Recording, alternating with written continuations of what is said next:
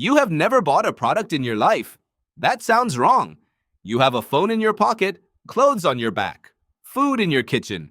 You buy things constantly.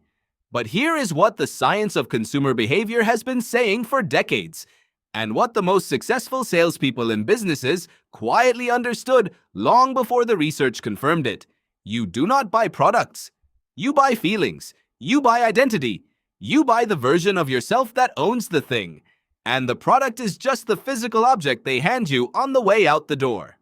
In the 1980s, Harvard Business School professor Theodore Levitt made an observation so simple it should have been obvious but wasn't. He said that people don't want a quarter-inch drill. They want a quarter-inch hole. What they are actually buying is the outcome, the feeling of having solved the problem. The drill is just the mechanism.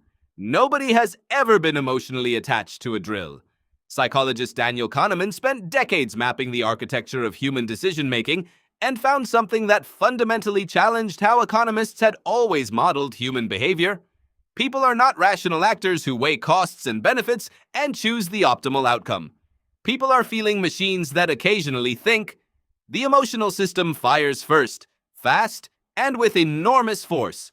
The rational mind arrives later and mostly works to justify what the emotional mind already decided. This means that by the time you believe you are making a logical purchasing decision, the decision has already been made somewhere else. In a feeling, in an image of yourself, in a story your brain is telling about who you will be once you own the thing.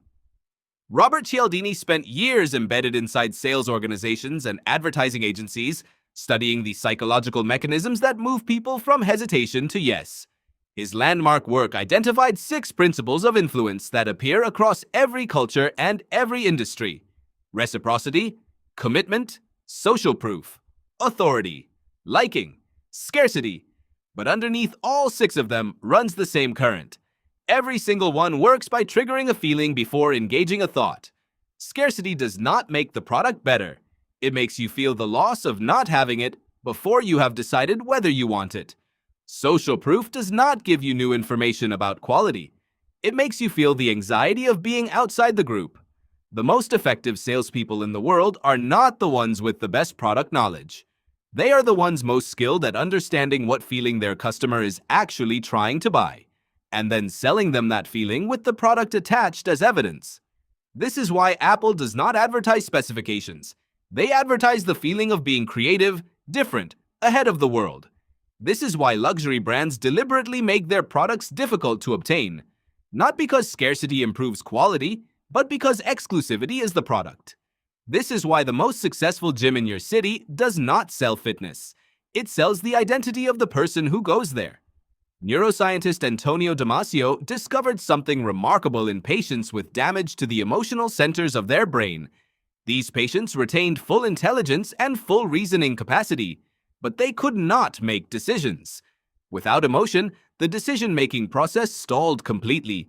Remove the feeling, and the choice disappears. Which means that selling is not the art of convincing someone's rational mind. Selling is the art of attaching the right feeling to the right product at the right moment. And the most powerful feeling you can attach to anything is identity. The sense that owning this makes you more fully the person you already believe yourself to be. The brands that understand this do not ask what does our product do. They ask who does our customer want to be. And then they build a bridge between the product and that person.